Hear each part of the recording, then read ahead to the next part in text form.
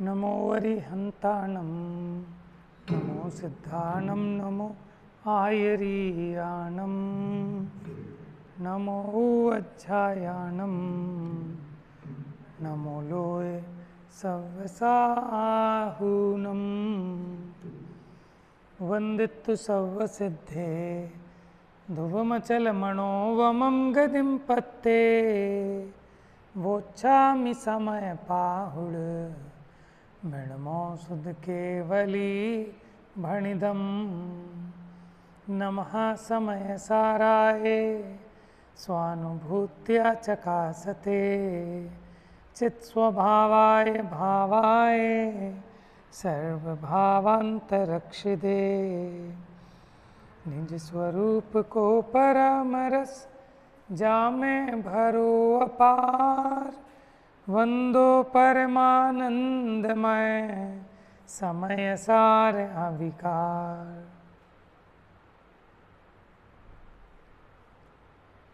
यहाँ चर्चा चल रही है मोक्ष अधिकार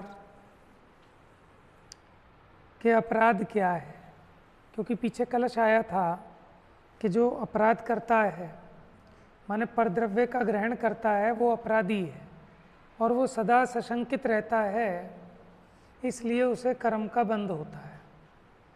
अब यहाँ गाथा में फिर 3 गाथाएं आई थी, 301, 302, 303। इसमें भी ये कहा दृष्टांत देकर कि जैसे जो चोरी आदि अपराध करता है वह पुरुष शंकित फिरता है और लोक में फिरते हुए को चोर जानकर बांध लिया जाता है, और जो अपराध नहीं करता वो निशंक होकर लोक में वर्तता है। मैं बंध जाऊंगा ऐसी उसे कभी शंका नहीं होती। उसी प्रकार आत्मा जो अपराधी है वह मैं बंधता हूँ ऐसे भय से सहित है, और निरपराधी आत्मा बंधने से माने उसे बंधने की चिंता नहीं है, इसलिए वो निशंक है। फिर गाथा 304, 305 में पूछा कि अपराध क्या है, तो अपराध के पर्यायवाची बताए। पेज नंबर 703, गाथा 304, 305 हिंदी में। समसिद्धि सिद्धि जुराध अरुसाधित आराधित एक है, ये राध से जो रहित हैं वे आत्मापराध है। अरु आत्मा जो निरपराधी होए वो निशंक वो वर्ते सदा आराधना से जानता मैं आत्म को। तो यहाँ कहते हैं साधना, आराधना, कृपा, सिद्धि, पूर्णता ये सब पर्यायवाची हैं, और जो इनसे रहित है वो अपराधी है। माने राध कहो, आराधना कहो, और उस राध से जो रहित है वो अपराधी है। माने अपने शुद्धात्मा से, शुद्धात्मा की अनुभूति से जो च्युत है, अपने स्वभाव की लीनता से जो बाहर है वो अपराधी है।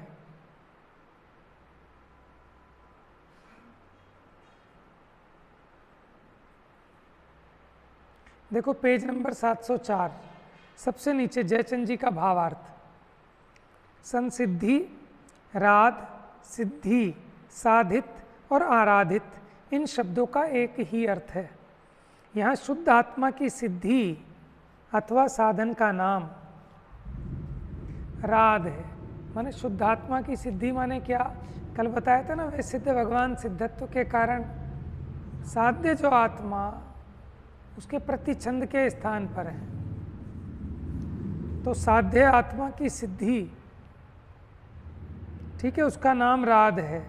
और जिसके वो राध नहीं है वह आत्मा अपराध है, जिसके वह राध है वो आत्मा निरपराध है। राध माने आराधना,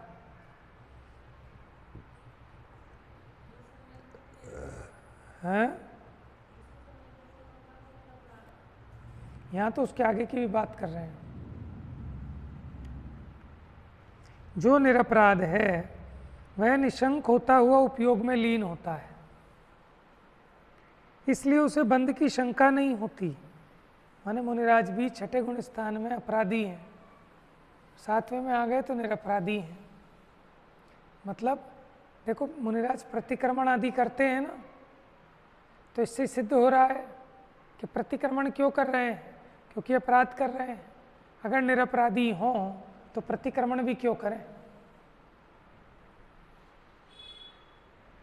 तो जो निरपराध है, निरपराध माने राग द्वेष रहित, वीतराग भाव, वो निरपराध दशा है। तो जो निरपराध है वह निशंक होता हुआ उपयोग में लीन होता है, इसलिए उसे बंध की शंका नहीं होती। इसलिए जो शुद्ध आत्मा है वही मैं हूँ, ऐसे निश्चय पूर्वक वर्तता हुआ सम्यक दर्शन, ज्ञान, चारित्र और तप के एक भाव रूप निश्चय आराधना का आराधक ही है। कौन?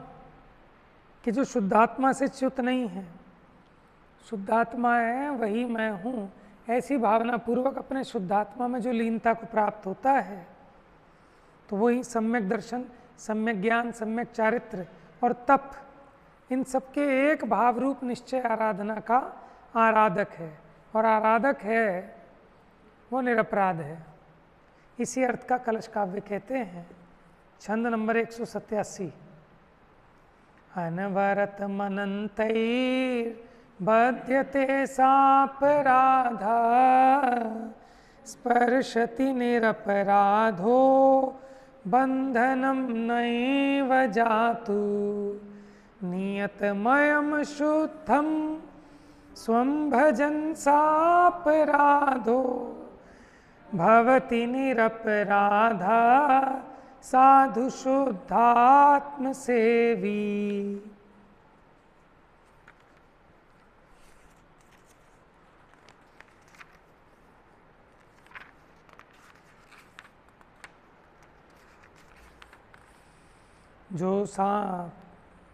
जो सापराधी निरंतर वे कर्म बंधन कर रहे, जो निरपराधी वे कभी भी कर्म बंधन ना करें। अशुद्ध जाने आत्म को सापराधी जन सदा शुद्धात्म सेवी, निरपराधी शांति सेवे सर्वदा। कि अशुद्ध आत्मा माने क्या? कि अपने को और पर को भिन्न भिन्न ना जानकर दोनों का स्वरूप एक मानकर प्रवर्ते, उसका नाम है अशुद्ध जानना। और जो शुद्धात्मा का सेवन करने वाले हैं वो निरपराधी हैं, वो शांति का सेवन करते हैं। देखो, इस पर बनारसी दास जी ने छंद लिखा, जाके घट समता नहीं ममता मगन सदीप, रमता राम न जानई सो अपराधी जी। 10 लक्षण धर्म की पूजा में आता है। मार्दव धर्म कनक में मीना, मार्दव धार सके न कमीना। समझ में आया कि जो आराधना से रहित है, अपराधी है, तो जाके घट समता नहीं है, ममता में मगन है हमेशा। रमता राम न जाने, रमन करने वाले आत्मा राम को जानता नहीं है, वो अपराधी है। अपराधी मिथ्यामति निर्दय हृदय अंत, पर को माने आत्मा करे कर्म को बंद। कैसा है वो अपराधी? मिथ्या दृष्टि, निर्दयी है, अपने पे दया नहीं है ना। और कैसा है? हृदय अंध माने उसकी हिये की फूट गई है। कहते हैं ना हिये की फूट गई है, क्या माने बुद्धि नष्ट हो गई है जिसकी। पर को माने आत्मा, माने पर को अपना मानने वाला क्या करता है, कर्म का बंध करता है। जिनके मिथ्या मति नहीं, ज्ञान कला घट माय, परचय आत्म राम सो ते अपराधी नाय। देखो पूछा कि जीव को पाप क्यों लगता है, तो कौन सी पूजन में है,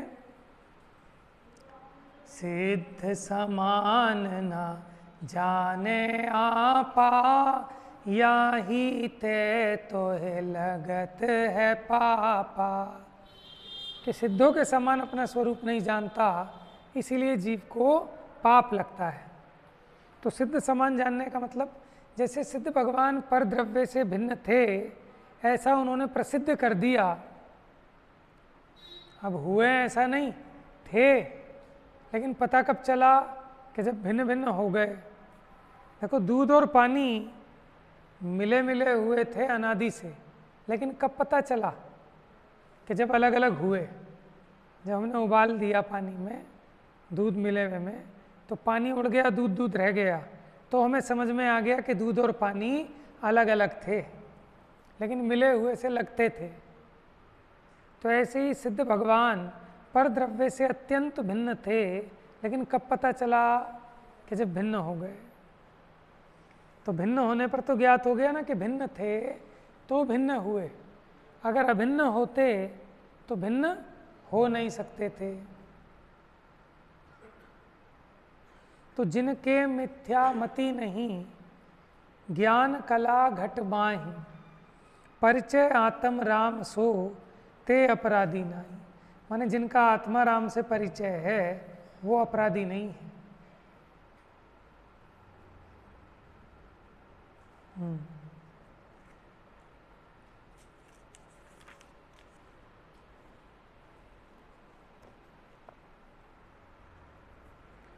पेज नंबर 705 जो श्लोक पढ़ा था उसका अर्थ देखते हैं। सापराध आत्मा निरंतर अनंत पुद्गल परमाणु रूप कर्मों से बंधता है।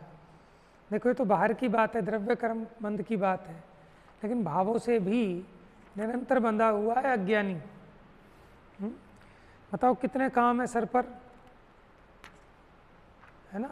सारी दुनिया का बोझा जैसे हम ही उठाते हैं, हमारे बिना तो ये सृष्टि चल ही नहीं सकती, इतना बोझा है सर पर। लोग कहते हुए सुने जाते हैं कि साहब यहाँ मरने की फुर्सत नहीं है, आप कह रहे हो शादी में आ जाना। समझ में आ रहा, मरने की फुर्सत नहीं है जीव को अपनी अज्ञानता के कारण। बाकी जीव ने आज तक कुछ किया नहीं, कर सकता नहीं, लेकिन ये अपराध किया है बस। क्या अपराध किया है कि मैं परद्रव्य का करता हूँ, यही अपराध किया है ना। और उसी अपराध की सज़ा मिल रही है इसे। पर का कुछ किया है उसकी सज़ा नहीं मिल रही कि मैं पर का कर सकता हूँ, मैंने पर का कुछ किया है। ऐसी जो इसकी विपरीत मान्यता है, उसी के कारण अपने परिणाम, अपने मिथ्यात्व परिणाम को भोग रहा है।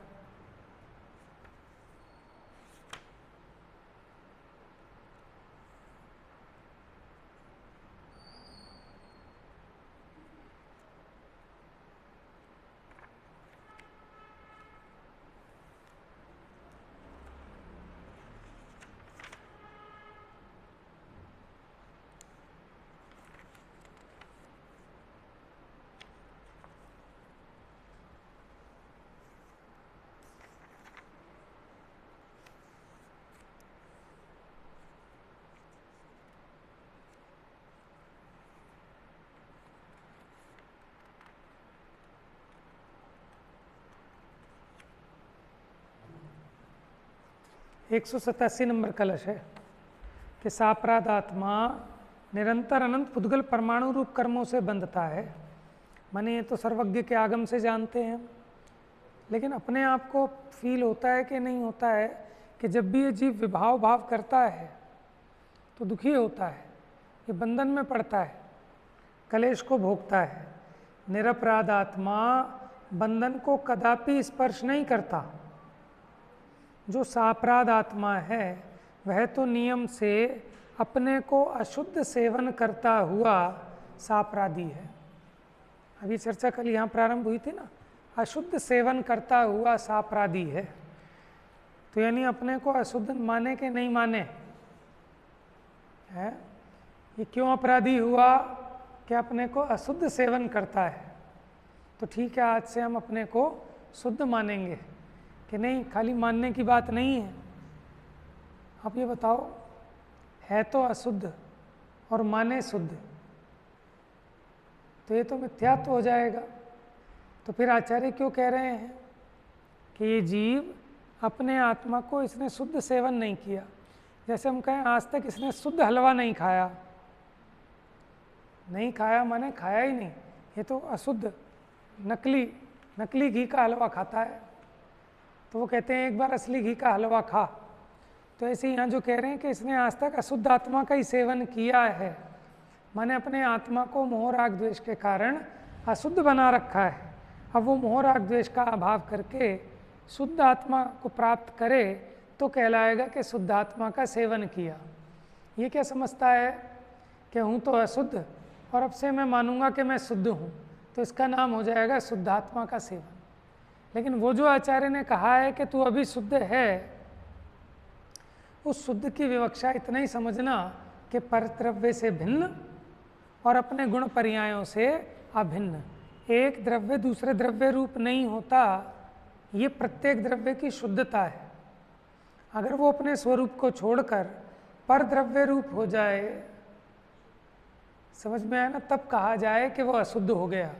लेकिन आज तक किसी भी द्रव्य ने अपने स्वरूप को छोड़कर पर द्रव्य रूप हुआ नहीं, इसलिए कहते हैं कि वो शुद्ध है?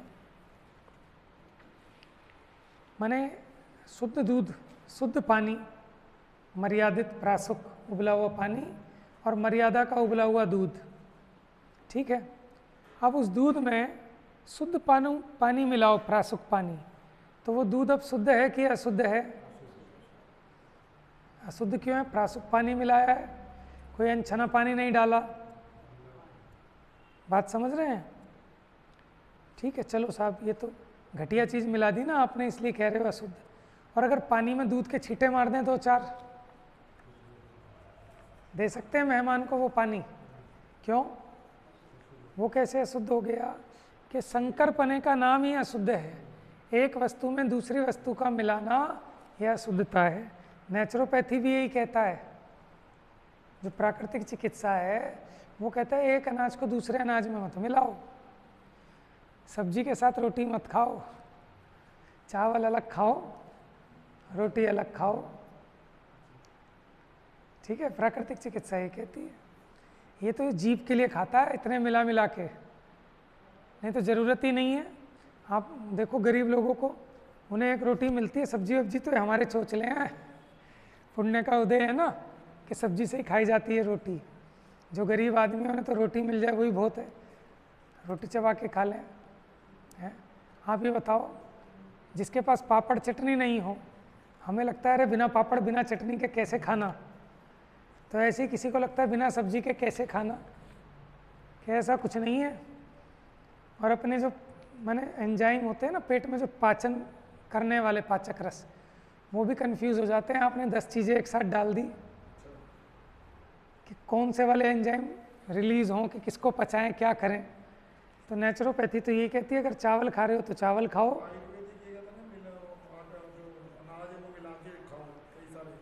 देखो आयुर्वेदिक की थेरेपी अलग है, नेचुरोपैथी तो ये कहता है जैसा प्रकृति है, माने जैसा आपका स्वभाव है उसके अनुरूप रहो।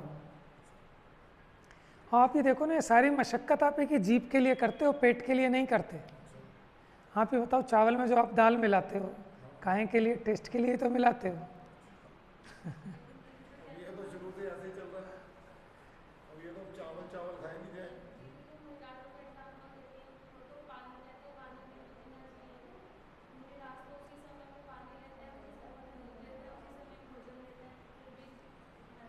देखो एक छोटा बच्चा है ना, आप बच्चे को कोई चीज़ मिला के दो, मिला के नहीं खा के राजी है। हाँ, वो बच्चे को देखो, अब ज़्यादातर सब्जी आप लगा के दो, सब्जी लगा के नहीं खाएंगे, रूखी रोटी खाएंगे। आप चावल मिलाओ दाल के साथ, उन्हें रूखे रूखी ज़्यादा पसंद है। खैर, हमें तो वो उदाहरण की बात थी, उदाहरण सच हो चाहे झूठ हो, हमें तो सिद्धांत समझना है। सिद्धांत क्या समझना है कि एक वस्तु में दूसरी वस्तु मिलाई तो वह अशुद्ध हो गई। आप बताओ, घिया की सब्जी कहाँ खाते हो? आप तो उसमें हींग भी डाल दिया आपने, मिर्ची भी डाल दी, नमक भी डाल दिया, सब डाल दिया। अब आपको क्या पता कि घिया की सब्जी का स्वाद क्या होता है? वो तो इन सब चीज़ों का मिला के आप स्वाद ले रहे हो। ये उस शाक का प्योर स्वाद नहीं है, ये अशुद्ध स्वाद है। समझ में आया? शुद्ध स्वाद क्या होगा कि किसी दिन बस वो घिया को हल्का उबालो और फिर उसे खाओ, तब आपको पता चलेगा घिया क्या होती है। समझ में ना? वो शुद्ध स्वाद है। उदाहरण दिया 15वीं गाथा की टीका में, एक है शुद्ध लवण, एक है सब्जी में मिला हुआ लवण। माने दाल में आपने नमक डाला तो आपने नमक चखा के नहीं चखा, जब आपने दाल खाई तो नमक खाया कि नहीं खाया, लेकिन आप कहाँ मानते हो नमक खाया? आप तो मानते हो दाल खाई। और आपसे कोई पूछे दाल कैसी है तो आप क्या कहेंगे? दाल खारी है ना? ज़्यादा नमक डल गया हो तो आप कहते हैं दाल खारी है। तो आप ये बताओ, दाल खारी है कि नमक खारा है? लेकिन आप क्या मानते हैं? माने आप ये सोचो, आप कैसा मिश्र अनुभव कर रहे हो, लेकिन आपके अनुभव करने पर भी दाल ने अपने स्वाद को नहीं छोड़ा, नमक ने अपने स्वाद को नहीं छोड़ा, हींग ने अपने स्वाद को नहीं छोड़ा, आप भले ही कितना मिलाओ। समझ में आया? तो ऐसे ये जीव अनंत द्रव्यों के साथ एक क्षेत्रावगाह रूप से रहता है। माने मैं एक जीव हूँ और यहीं मेरे एक क्षेत्रावगाह में अनंतानंत जीव राशि और भी है, अनंतानंत पुद्गल हैं। एक धर्म, एक अधर्म, एक आकाश उनके प्रदेश हैं, और काल असंख्यात वो वही हैं जहाँ मेरे आत्मा के प्रदेश हैं। बिल्कुल एक एक एकम एक हो रहे हैं दूध पानी की तरह, लेकिन फिर भी आत्मा ने आज तक छुआ नहीं है। छुआ नहीं है, पूछा था ना एक दिन, छुआ नहीं है क्या? पंडित जी ने भी बताया था, भाई साहब प्रद्युमन जी जो आए थे उन्होंने बताया था ना, स्पर्श नहीं करता मतलब कि वो उस रूप नहीं हो जाता। स्पर्श करने का नाम है कि वो उस रूप हो जाए, उसे कहते हैं स्पर्श करना। तो जब हम कहते हैं ना छूता नहीं है, तो एक क्षेत्रावगाही तो है, एक परमाणु दूसरे परमाणु को अड़ता नहीं। अड़ता नहीं माने छूता नहीं है, वो अपने गुण पर्यायों में रहता है, और दूसरा परमाणु अपने गुण पर्यायों में रहता है। लेकिन अपने को कैसा लगता है? ये हमारा भ्रम है, अज्ञान है। समझ में आया? तो शुद्धता किसका नाम कि एक वस्तु दूसरी वस्तु रूप नहीं होती, अपनी क्वालिटी को छोड़कर पर की क्वालिटी को ग्रहण नहीं करती, इसका नाम है शुद्धता। तो जीव आज तक कितने ही कर्मों के साथ रहा, लेकिन आज तक इसका एक भी प्रदेश कर्म रूप नहीं हुआ। भले ही अनादि से कितना राग द्वेष किया हो, लेकिन राग द्वेष इसका स्वभाव बन गया हो, ऐसा नहीं है। आज चाहे तो आज भी नष्ट हो सकते हैं रागादिक। जैसे ज्ञान जीव का स्वभाव है, ऐसे राग जीव का स्वभाव, यद्यपि दोनों अनादिकाल से हैं। जब से ज्ञान है जीव को अनादिकाल से, तभी से राग है, कोई नया तो पैदा हुआ नहीं। लेकिन फिर भी ज्ञान को मेटा नहीं जा सकता और राग को मेटा जा सकता है, ये शुद्धता है। ठीक है?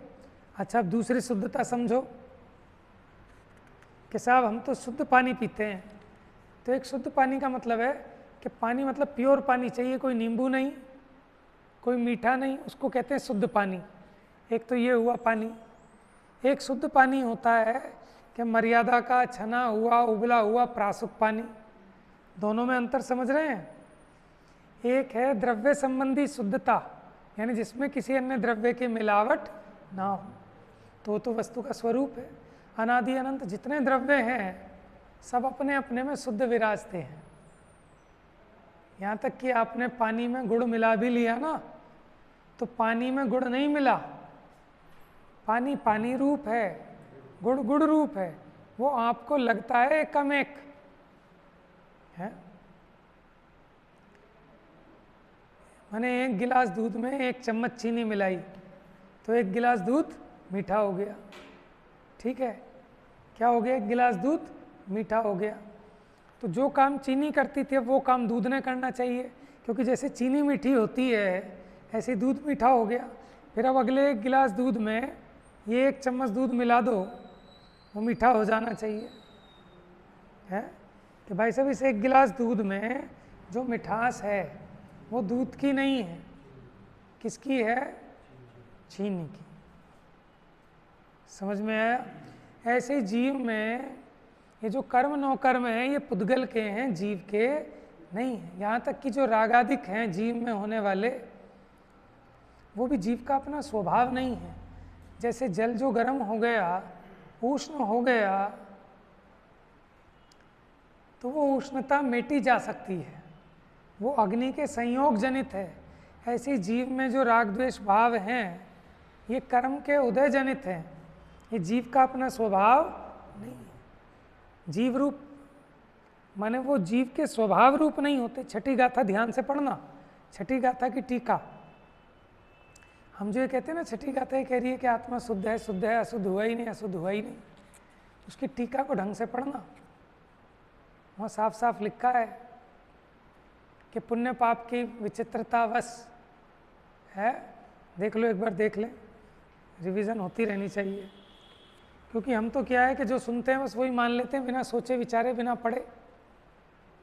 वहाँ तो ये कहा है कि जीव अशुद्ध नहीं होता, माने मिलावट रूप नहीं होता, एक द्रव्य दूसरे द्रव्य रूप नहीं होता, लेकिन दूसरे तरह की शुद्धता तो करनी पड़ेगी।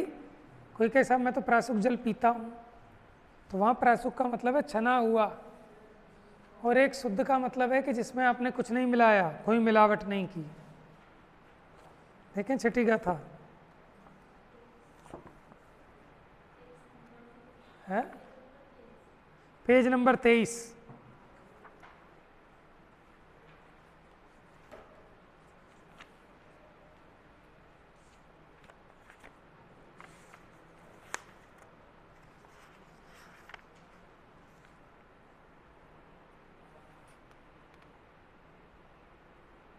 देखो पहले तो ये शब्द पढ़ो, पेज नंबर 23 पे सबसे नीचे भाषा टीका।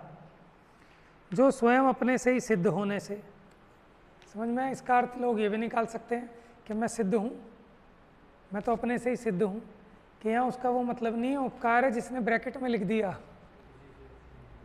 समझ गए? नहीं तो मानने राजी नहीं होता कि किसी से उत्पन्न ना हुआ होने से, कि मैं किसी से उत्पन्न नहीं हुआ, कि द्रव्य अनादि अनंत होता है, कोई नया नहीं बनाया जा सकता द्रव्य को, इसलिए कह रहे हैं कि स्वयं से सिद्ध हूँ। लेकिन यहाँ कोई ये अर्थ करके बैठ जाए कि देखो यहाँ पे भी लिखा है कि मैं अपने आप से सिद्ध हूँ, ठीक है। फिर देखो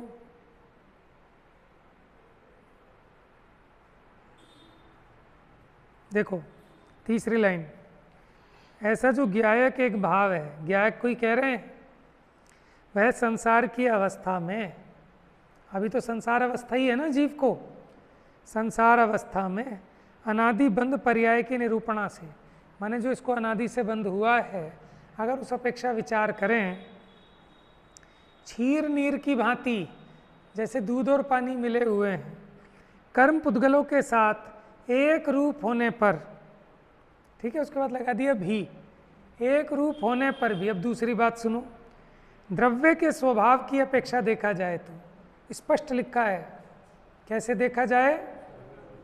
स्वभाव की अपेक्षा। और अगर अभी वर्तमान की अपेक्षा देखो तो क्या लिख रहे हैं? संसार की अवस्था में अनादि बंध पर्याय की निरूपणा से कर्म पुद्गलों के साथ एक रूप होने पर भी कि है, लेकिन उसके बावजूद भी गुड न्यूज़ ये है कि द्रव्य का स्वभाव, तो द्रव्य के स्वभाव की अपेक्षा देखा जाए तो दुरंत कषाय चक्र के उदय की विचित्रता के कारण, दुरंत माने जिसका अंत करना बड़ा कठिन है, ऐसे कषाय चक्र की माने कषाय समूह की अपार उदयों की विचित्रता के वश। समझ में आया? यानी कषाय के उदय है ना ये जीव को प्रवर्तमान पुण्य पाप को उत्पन्न करने वाले, यानी प्रवर्तमान भी हैं, हो भी रहे हैं पुण्य पाप के भाव जीव को, समस्त अनेक रूप शुभाशुभ भाव, ठीक है, ये जीव को होते हैं ना जो शुभाशुभ भाव, उनके स्वभाव रूप परिणमित नहीं होता। ये नहीं लिखा कि शुभाशुभ रूप परिणमित नहीं होता, जो शुभाशुभ भाव हैं उनके स्वभाव रूप नहीं हो जाता। अंतर समझ में आ रहा है आपको? शुभाशुभ रूप परिणमित होते हुए भी वो उसका स्वभाव नहीं हो जाता। राग रूप परिणमित होते हुए भी राग जीव का स्वभाव नहीं हो जाता। जैसे ज्ञान जीव का स्वभाव है वैसे कोई राग जीव का स्वभाव। पानी गर्म हुआ, गर्म होने पर भी वो गर्माहट उस जल का स्वभाव नहीं है। और ब्रैकेट में लिख भी दिया देखो, ज्ञायक भाव से जड़ भाव रूप नहीं होता। लेकिन हम इसका अर्थ क्या करते हैं कि मैं आज तक पुण्य पाप रूप हुआ ही नहीं, मैं आज तक रागी द्वेषी हुआ ही नहीं। ये बात नहीं है यहाँ पर। यहाँ वो क्या कह रहे हैं कि ज्ञायक भाव से जड़ भाव नहीं हुआ, माने एक द्रव्य पलटकर दूसरे द्रव्य रूप नहीं हुआ, इसलिए वह प्रमत्त भी नहीं और अप्रमत्त भी नहीं। वही समस्त अन्य द्रव्यों के भावों से भिन्न रूप से उपासित होता हुआ शुद्ध कहलाता है। कि देखो ये शुद्धता का सेवन कैसे है कि पर से भिन्न है ऐसा जानो मानो, इसका नाम है कि शुद्ध का सेवन करना। और ऐसा जानने मानने पर परिणति में राग द्वेष उत्पन्न नहीं होते। इसलिए 186 नंबर की गाथा में लिखा, जो जानता मैं शुद्ध हूँ वह शुद्धता को प्राप्त हो, जो जानता अविशुद्ध वह अविशुद्धता को। इसका मतलब ये नहीं कि मैं शुद्धता को जानूंगा तो शुद्ध हो जाऊंगा। तो ठीक है, बेवकूफ़ लड़का अपने को माने कि मैं इंटेलिजेंट हूँ इंटेलिजेंट हूँ इंटेलिजेंट हूँ, तो ऐसा मानने से इंटेलिजेंट हुआ जाता है क्या? बंधन में पड़ा हुआ व्यक्ति अपने को ये सोचे कि मैं तो मुक्त हूँ मैं तो मुक्त हूँ मैं तो मुक्त हूँ, तो क्या इससे मुक्ति मिलती है या उस बंधन का छेद करने पर मुक्ति मिलती है ना? तो इसीलिए वहाँ जो कहा कि मैं शुद्ध को जानता हूँ कि कौन सी शुद्धता, कि स्वाभाविक शुद्धता, एक द्रव्य दूसरे द्रव्य रूप नहीं होता। इस स्वभाव का परिचय होने पर राग द्वेष उत्पन्न नहीं होते, तो फिर वो पर्याय संबंधी शुद्धता भी प्रकट होती है। इसका नाम है शुद्धता का सेवन है, ऐसा उसकी उपासना करना। क्या आपने जाना ना कैसा है आत्मा, आप वैसा जानो मानो, उस स्वभाव में लीन हो जाओ तो राग द्वेष उत्पन्न नहीं होते, तो पर्याय अपेक्षा भी शुद्धता प्रकट हो जाती है। तो ये छठी गाथा जीव शुद्ध नहीं है अशुद्ध नहीं है इतना बताने के लिए नहीं, कि जीव शुद्ध कैसे हो ये बताने के लिए वो बात बताई है। चलिए वापस आ जाइए अपने प्रकरण पर। 704। आप ये बताओ, किसी ने आपको 50,000 रुपये दिए, हिसाब रख लो, तो ऐसे ही रख लेते हो क्या? कदाचित लिहाज के कारण रख भी लो, गिनो नहीं उसके सामने, लेकिन घर पे जाके तो गिनोगे कि भाई कोई कटा फिटा नकली नोट तो नहीं दे दिया, पूरे हैं कि नहीं हैं। क्यों? भले कितना अपना बंदा हो। क्यों? क्योंकि भाई साहब चलो नुकसान की कोई बात नहीं है, 2-4 नोट कम भी होंगे, अपना भाई है कोई बात नहीं, लेकिन कल को जब किसी को दें तो उस पर 2-4 कम ना चले जाएं, तो इसके लिए भी तो निर्णय करता ही है ना जीव। क्यों है? नहीं, कई बार सामने वाला भी इसी भरोसे में, अरे भाई साहब ने दिए क्या गिने गलत देंगे, होंगे भी तो कोई बात नहीं 2-4 कम। समझ में आया? तो हम ये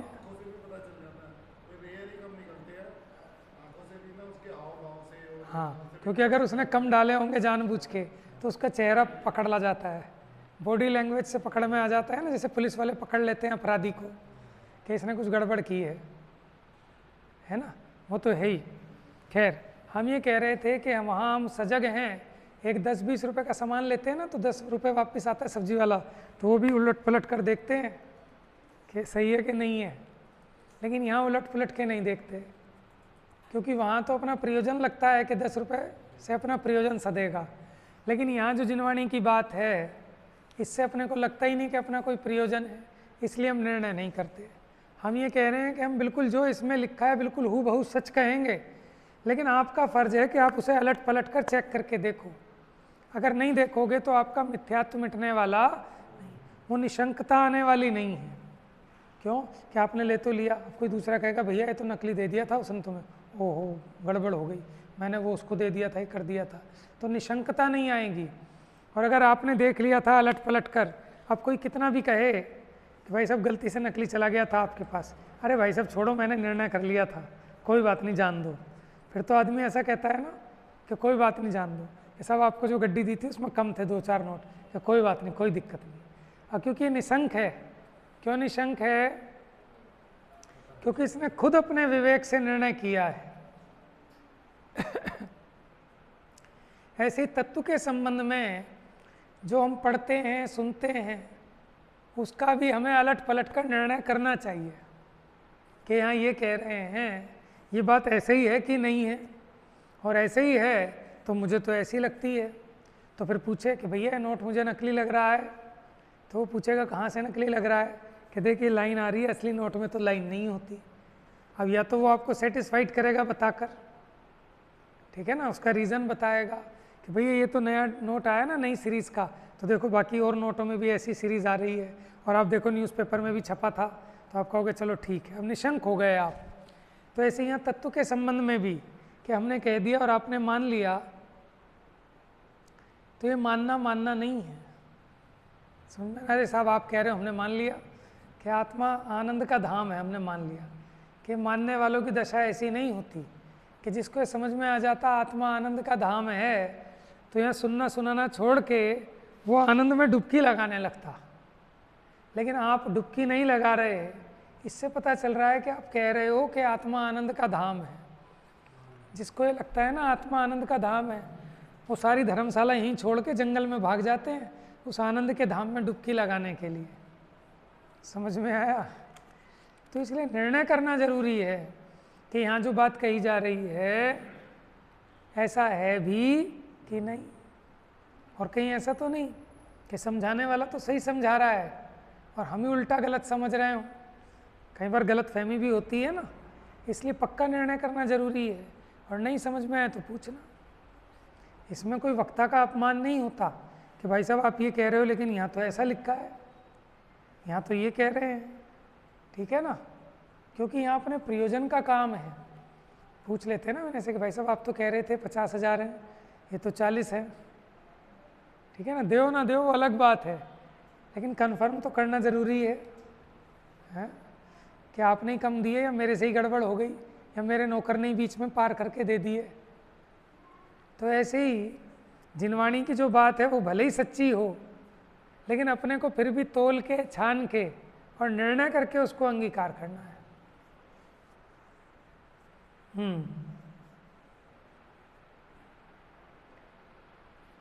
तो यहाँ कहते हैं सापराध आत्मा निरंतर अनंत पुद्गल परमाणु रूप कर्मों से बंधता है, लेकिन वो बंधन दिखाई नहीं देता अपने को है। लेकिन उस बंधन का जब फल आता है तो वो फल तो दिखाई देता है, और उस फल को देखकर ही अनुमान लगाया जा सकता है कि इसने स्टॉक में माल रखा था तभी तो ये निकल के आया है।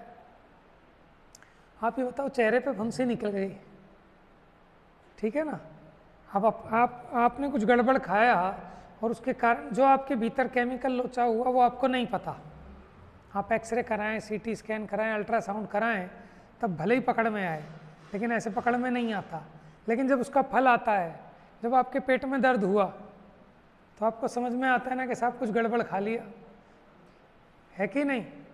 तो ऐसे ही जीव को कि जो बांधे हुए कर्म हैं, जब उन कर्मों का उदय आता है, उसका फल आता है, तब ये जीव को उसका माने भाव वासना होनी चाहिए कि ये कहाँ से आया, मैंने तो कुछ किया नहीं, सब लोग बैठे हैं, किसी के पेट में दर्द नहीं हो रहा, मेरे क्यों हो गया। बाहर का कारण देखे तो गरिष्ठ भोजन किया, पेट से ज़्यादा किया, कि पेट से ज़्यादा तो इसने भी किया था, बराबर में बैठा है, इसके तो पेट में दर्द नहीं हुआ। तो इसका कारण क्या था कि वो मेरे असाता कर्म का उदय है। क्या असाता कर्म का उदय आया कहाँ से? कहाँ से आया? कि हमने बांधा था तो आया है, नहीं बांधा होता तो कहाँ से आता?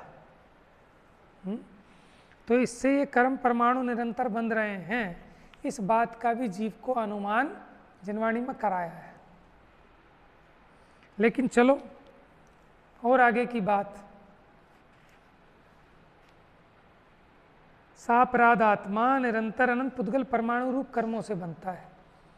माने उसके देखो कैसे घबराहट के कारण पसीना आने लगता है जिसने अपराध किया है, कितना भयभीत आकुलित रहता है, सही काम भी उसके गड़बड़ होने लगते हैं। उसे नोट गिनने को भी कहोगे तो नोट की गिनती भी नहीं गिनी जाएगी उस पर, क्योंकि वो भयभीत है उस समय। समझ में? आप दुकान पे बैठ के सौदा बेच रहे हो, लेकिन आपको पता है कि आपने नकली घी भर रखा है दुकान में, और इतने में वो साए साए हॉर्न आया और छापे वालों की टीम आई है जो नकली घी पकड़ेंगे। ठीक है, अब आप वो नोट भी गिन रहे हो, सौदा भी दे रहे हो, लेकिन सब गड़बड़ होगी आपसे। क्यों? आप बहुत बेचैन हो जाने वाले हो, पसीने आने लगेंगे, दुकान पे ग्राहक खड़ा हो, यार तू जा, बाद में आइयो, भाग जा। क्यों? आपका दिमाग विमाग कुछ काम नहीं करेगा। तो देखो कितना दुखी होता है जीव। लेकिन उस दुख का इसको क्या लगता है कि पैसे का नुकसान होना वो नुकसान दिखता है, लेकिन परिणामों का जो नुकसान है वो इसकी पकड़ में ही नहीं आ रहा। जबकि मेरा नुकसान तो वही है जो परिणामों का नुकसान है?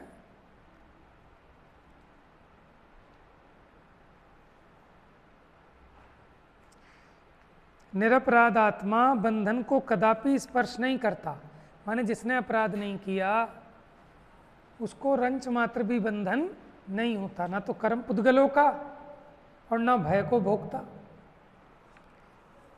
और जो सापराध आत्मा है, माने अपराधी आत्मा है, वह तो नियम से अपने को अशुद्ध सेवन करता हुआ, अब अशुद्ध सेवन की मतलब क्या है कि राग द्वेष रूप परिणमित होता हुआ, पर द्रव्य से अपने को मिला के देखता है, तभी तो राग द्वेष उत्पन्न होते हैं। जब ये जीव पुत्र की तरफ से अपना तोल करे तो पिता दिखेगा, और पुत्र संबंधी मोह उत्पन्न होगा, राग द्वेष उत्पन्न होंगे। अपने पुत्र को जिसने नुकसान पहुंचाया उससे द्वेष होगा, और उसे जिसने बचा लिया उससे राग होगा। तो ये राग द्वेष क्यों हुए? कि मैंने अपने को कैसा अनुभव किया, इसका नाम है अशुद्ध सेवन करना। और जो अपने आत्मा का शुद्ध सेवन करता है, शुद्ध सेवन कि मैं परद्रव्य से भिन्न हूँ, ठीक है ना, पुत्र से भिन्न हूँ, वस्त्र से भिन्न हूँ, देह से भिन्न हूँ, मकान से भिन्न हूँ, ये संयोग मेरे कुछ नहीं है। तो इन पे कितनी आपत आए, कोई इनको गाली बके, कुछ भी कहे, लेकिन आपको क्रोध मान माया लोभ राग द्वेष उत्पन्न होंगे ही नहीं। इसका नाम है शुद्धता का सेवन। लेकिन जीव ने आज तक अशुद्धता का सेवन किया है। इसमें खाली इतना मत लेना कि अपने को अशुद्ध माना है। यहाँ क्या समझना कि अशुद्ध तो माना ही है ना। उस अशुद्धता का मतलब क्या लेना, पर द्रव्य से मिलाकर अपना निर्णय किया और उसके कारण नवीन राग द्वेष उत्पन्न हुए। दो प्रकार की अशुद्धता, एक द्रव्य संबंधी जो कि कभी होती नहीं लेकिन अज्ञानता से मानता है, और उस अज्ञानता के कारण जो अज्ञानता हुई, जो क्रोध आदि उत्पन्न हुए, वो तो हुए हैं, उनको तो मिटाना है।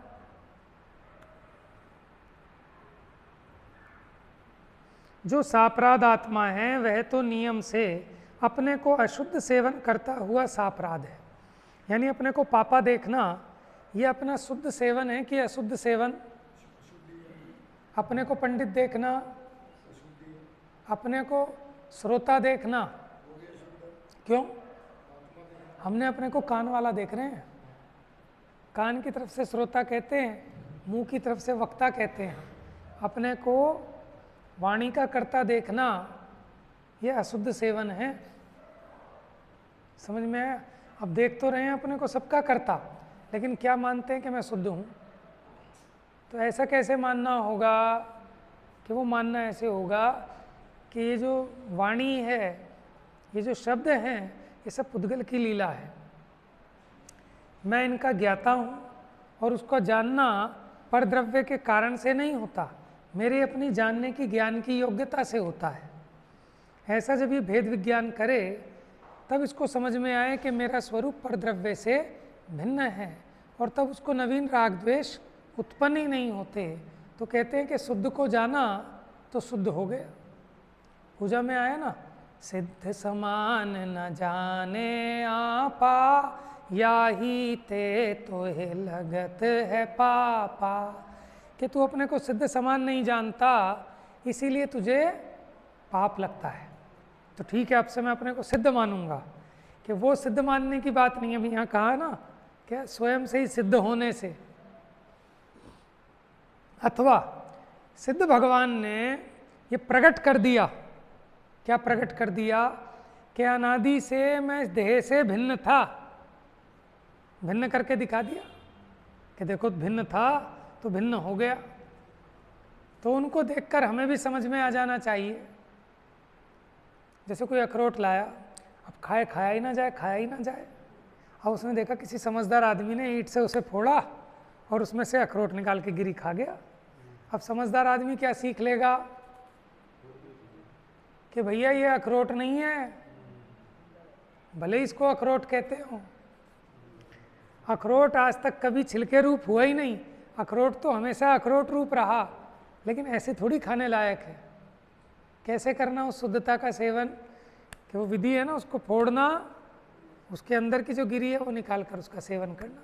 लेकिन सेवन कौन कर सकता है? जिसको ये ख्याल में हो कि लक्कड़ है वो अखरोट नहीं है, तभी तो वो फोड़ के प्रकट करेगा। लेकिन आपको ऐसा भरोसा कहाँ से आया कि आपने कोई ऐसा देखा? ऐसे ही हमने सिद्ध भगवान को देखा कि उन्होंने देह से भिन्न ये प्रूव कर दिया। इसलिए तो वे सिद्ध भगवान सिद्धत्व के कारण साध्य जो आत्मा उसके प्रति छंद के स्थान पे हैं।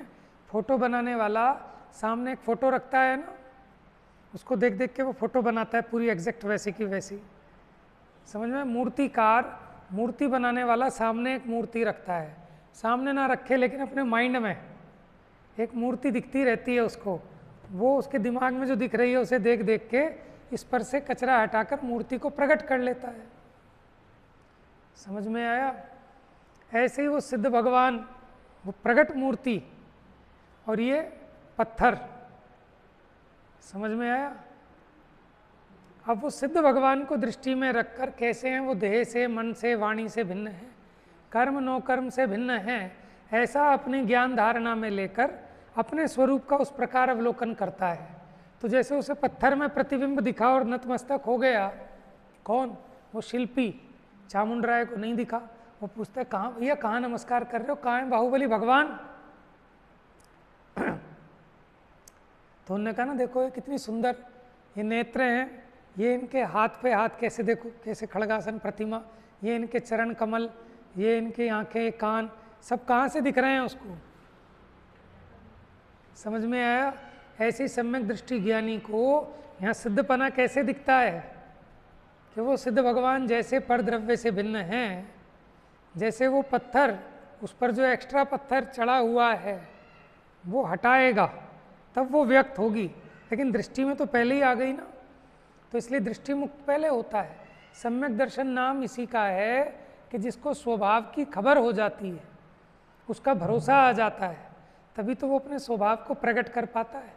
भरोसा ना आए तो उसको कैसे प्रकट करे? तो सिद्ध भगवान है तैयार माल और संसारी जीव है रॉ मटेरियल, कच्चा माल। यहाँ आपकी लाइन में वो होता है ना, कच्चा माल माने वो प्लास्टिक का पाउडर, वो कच्चा माल है, और उससे फिर जो प्लास्टिक की टोंटी तैयार हो गई वो तैयार माल, पक्का माल है। अब वो टोंटी आई कहाँ से? अरे साहब इस पाउडर से क्या टोंटी बनेगी? तो भाई साहब इसी से बनेगी, देखो ये बनी है ना, अच्छा चलो फिर तो मैं भी बनाऊंगा। तो लौकिक में भी आदमी दूसरे को देखकर सेम वैसे ही अपना भी काम सिद्ध कर लेता है। सेम ऐसे ही यहाँ सिद्ध भगवान को देखकर कि जैसा उनका स्वरूप था, जैसे उन्होंने प्रकट किया, वैसे ही उनके जैसा स्वरूप मेरे पास भी है। मैं भी चाहूँ तो जो प्रोसीजर उन्होंने की वही प्रोसीजर करके मैं भी कर सकता हूँ। ये महिलाएं इन्हें डोसा और समोसा बनाना ना आता हो तो यूट्यूब पे देखें पहले, जब इसका बन सकता है तो हमारा क्यों नहीं बनेगा। तो उसको कॉपी करके बनाते हैं कि नहीं बनाते। एक बार में सक्सेस नहीं मिलती, 2 बार में नहीं, 3 बार में नहीं, लेकिन अगर बन सकता है, समझ में आया ना, तो हम भी बना के छोड़ेंगे, हिम्मत नहीं हारते। 2 बार में, 4 बार में, 10 बार में, और बन ही जाता है। तो भरोसा आने की बात है। अगर भरोसा ही ना आए, कोई कहे कि साहब बन ही नहीं सकता है, ये आप जो आटा दिखा रहे हो, ये जो पाउडर, इससे इतनी सुंदर रोटी बन जाएंगी, बन ही नहीं सकती। जिसको ऐसा भरोसा है वाकई में नहीं बन पाएंगी उसकी कभी भी। लेकिन जिसने कहीं किसी के यहाँ देख लिया कि ऐसे ही आटे से इनने इतनी सुंदर रोटियां बनाई थी, समझ में आया, तो वो बना लेगा। सेम ऐसे ही यहाँ है कि जिसको ये खबर आ जाए कि सिद्ध भगवान शुद्ध हैं, माने पुद्गल आदि से भिन्न हैं, सारे दुखों से परिमुक्त हैं, और वो भी मेरे जैसे थे, तो ये जीव को भरोसा आ जाएगा कि मैं भी उन्हीं की तरह, वो लिखा ना आगे, माने भव्य संसारी जीव उन्हीं के समान है, उनके स्वरूप का चिंतन करके उन्हीं के समान अपने स्वरूप को ध्यान कर कि उसने क्या किया था कि आटे में थोड़ा पानी डाला था, उसका चिंतन किया, फिर ऐसे ही अपने आटे में थोड़ा पानी डाला, फिर उसने वो पेड़ा बनाया था, फिर इसने पेड़ा बनाया, फिर उसने ऐसे करके डाला था, फिर इसने ऐसे डाला। तो इसलिए वो सिद्ध भगवान जो हमें सिद्ध करना है ऐसा साध्य आत्मा, उसके क्या हैं, प्रतिच्छंद हैं, माने प्रतिबिंब हैं है? तो वही बात यहाँ चलती है कि निरपराध आत्मा तो भली भांति शुद्ध आत्मा का सेवन करने वाला होता है, कि शुद्ध आत्मा को जाने, पहचाने, शुद्धता प्रकट करे, उसका नाम है शुद्धात्मा का सेवन। खाली अपने कल्पना मात्र से कि मैं शुद्ध हूँ, मैं शुद्ध हूँ, ये तो ऐसे ही हुआ कि जैसे खरगोश के सामने शेर आ गया तो खरगोश के कान बड़े लंबे होते हैं, उसने अपने कानों से ऐसे ढक लिया, तो इससे वो निपटारा थोड़ी ना होने वाला है? हम और आप भी, माने कोई चीज़ अपने पे संकट आने लगे तो आंखें ऐसे बंद कर लेते हैं कि आंख बंद कर लेना ये कोई उपाय नहीं है, समझ में है ना। उसका प्रतिकार जो विधि है उस विधि से करना ही होगा। ऐसे हम आंख बंद करके मान लें कि दुखी तो हो रहे हैं कि मैं सुखी हूँ, मैं आनंद का धाम हूँ, इतने से आनंद का धाम हुआ नहीं जाता। तो उसकी जो विधि है उस प्रॉपर विधि का अनुपालन करें तो वो काम हो सकता है।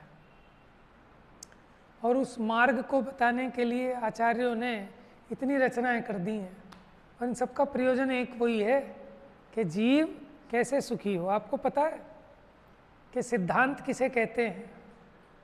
जिसका अंत सिद्ध दशा हो उसे कहते हैं सिद्धांत, माने सिद्ध दशा पर जाकर अंत हो उसका नाम है सिद्धांत। आप देखो कोई पुराण उठा लो, आप कहानी कहीं से भी चालू हो, चाहे भील की पर्याय से चालू हो, लेकिन फिल्म का दी एंड कहाँ होगा? सिद्ध दशा पे। समझ में आया? आप ऐसी करणान योग उठा लो, आप गुण स्थानों की चर्चा भी करो, मार्गणाओं की चर्चा करो, कर्मों की चर्चा करो, उसका अंत भी कहाँ होगा? अभी गोदा जी बता रहे थे ना मार्गणाओं में कि फिर मार्गणातीत, फिर गुण स्थानों में गुण स्थानातीत, कौन? सिद्ध भगवान, उनकी भी चर्चा आएगी है। ऐसी सब में लगा लेना। सिद्धांत उसी का नाम है कि जिसके अंतिम अंत सिद्ध दशा पर हो। प्रोजेक्ट तो वहीं कंप्लीट होगा ना, लेकिन किसका होगा? कि जो उसको स्टार्ट करेगा। जिसने अभी शिलान्यास ही नहीं किया तो उसका कंप्लीशन कहाँ से होगा? समझ में आया ना? तो शिलान्यास माने सम्यक दर्शन और पूर्णता माने सिद्ध दशा। हाँ, चलेगा तो पहुँचेगा ना, लेकिन चला ही नहीं और अपने को मान लिया कि मैं चल रहा हूँ, बढ़िया चल रही है साहब, खूब आनंद है, खूब बह रही रे धर्म की धार। समझ में है ना? खूब धर्म की धार बह रही है, मज़ा आ रहा है, आनंद। विश्वास नगर में भैया धर्म की धार तो बह रही है, लेकिन तुझे फायदा वो होगा जो तेरे भीतर बहेगी कि साहब पंजाब नेशनल में माला माल हो रहा है, बैंक में नोट ही नोट भरे पड़े हैं, खूब पैसा है, कि बैंक में तो है लेकिन तेरे को फायदा तेरे अकाउंट में कितना है उसका होगा, ना कि बैंक में साहब 4 वैनें रोज़ आती हैं भर भर के, मेरे घर के सामने बैंक है, रोज़ 4 वैन आती है और मैंने तो उसमें अकाउंट खुलवा लिया, इसीलिए अब मैं मस्त हूँ एकदम, बहुत पैसा है। लेकिन इससे कोई दुखड़ा मिटने वाला नहीं, भ्रम है। समझ में आया? तो ये बात ठीक है कि खूब धर्म की धारा बह रही है, खूब धर्म की वर्षा हो रही है, लेकिन तुम्हें कितना लाभ है, तुमने अपने परिणामों में क्या लाभ लिया? तुमने 6-6 घंटे का बढ़िया जोरदार विधान हुआ, 3-3 घंटे प्रवचन हुए, कि सब बात बढ़िया है, लेकिन अगर तूने कुछ लाभ नहीं लिया तो तेरे लिए क्या तो विधान और क्या प्रवचन। समझ में आया? कि साहब 10 करोड़ की कंपनी है होगी, लेकिन तेरा शेयर कितना है उस कंपनी में, बात तो उस चीज़ की है। तो इसलिए मेरा शेयर होना चाहिए। जैसे वो दान लेते हैं ना, तो उसमें समझाते हैं कि भाई साहब फिर अवसर चूक जाओगे, ये बहुत बढ़िया काम होने जा रहा है, बाद में आप कहोगे तो हम दान नहीं लेंगे, अभी हमें माने 100 बच्चियाँ गोद लेनी है और वो 100 बच्ची भाग्यवान ही ले पाएंगे, फिर आप आओगे ना 101वीं में, फिर नहीं मिलेगा ये मौका।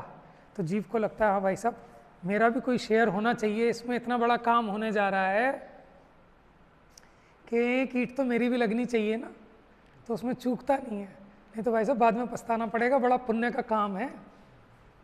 ऐसे यहाँ जीव को सोचना चाहिए कि धर्म की वर्षा तो हो रही है, लेकिन मेरे पे भी कुछ छींटे पड़े कि नहीं पड़े। जैसे हमारे यहाँ तो नहीं करते, दूसरे वाले पंडित क्या करते हैं, बीच बीच में स्वाहा स्वाहा शुद्धि शुद्धि बहुत कराते हैं। तो जीव कोशिश करते मेरे ऊपर भी एक चावल का दाना गिर जाए तो मेरा संकट मिट जाए, है ना। और राई लेके और फूम फाम फूम स्वाहा, तो ये जीव को बड़ा सेटिस्फेक्शन होता है कि अब तो मेरे को बीमारी होगी ही नहीं। तो वो कोशिश करता है कि कुछ छींटे मेरे ऊपर पड़ जाएं। तो ऐसे जो जिनवाणी के मंत्र पढ़ रहे हैं, तो ये जीव कोशिश करे कि कुछ छींटे अपने यहाँ भी पड़ जाएं, तो इसका रोग मिटेगा। समझ में? वो गंधोदक लगाते हैं ना, वो गंधोदक तो प्रतीक मात्र है उसका, वास्तव में तो जिनवाणी के जो वचन हैं ये तेरा कोढ़ मिटाने में समर्थ हैं। कि उसने गंधोदक छिड़का था तो उससे कोढ़ मिटा था। अरे श्रीपाल सम्यक दृष्टि, वो तो उसे कोढ़ मान ही नहीं रहे थे, वो तो जान रहे थे कि देह से भिन्न हूँ। कोढ़ तो ये जीव को जितना भी राग द्वेष कसाय है, मोह है, वो है कोढ़, वो पीड़ा देता है। तो जिनेंद्र भगवान के वचन हृदय में पड़े तो उससे वो अंदर का कोढ़ गल गया, मिट गया। समझ में? साध्य की सिद्धि हुई, उसी भव से मोक्ष गए हैं श्रीपाल, है ना। लेकिन हम अर्थ सही नहीं समझते बातों का। बातें सब सच्ची हैं, कथन भी सच्चा है, लेकिन हमारा उसका इंटरप्रिटेशन, वो जो हम उसका अर्थ लेते हैं, आशय लेते हैं, वो सही नहीं पकड़ते। तो सिद्ध चक्र विधान करने से कोढ़ मिटता है कि नहीं मिटता है? कि हाँ मिटता है। इसमें क्या आपत्ति है कि भाई साहब इंद्र चक्रवर्ती की संपदा मिलती है भगवंतों की भक्ति करने से, लेकिन उसकी महिमा नहीं है ज्ञानी को। महिमा किस बात की है कि भीतर में जो मिथ्यात्व का, मोह राग द्वेष का जो कोढ़ है वो मिटता है। सिद्धों की आराधना करने पर अपने स्वरूप की खबर आए बिना नहीं रहती। समझ में? कथन सारे सच्चे हैं, उसका अभिप्राय भाव ठीक होना चाहिए। शेष चर्चा कल करेंगे। मिथ्यातम नाश वे को ज्ञान,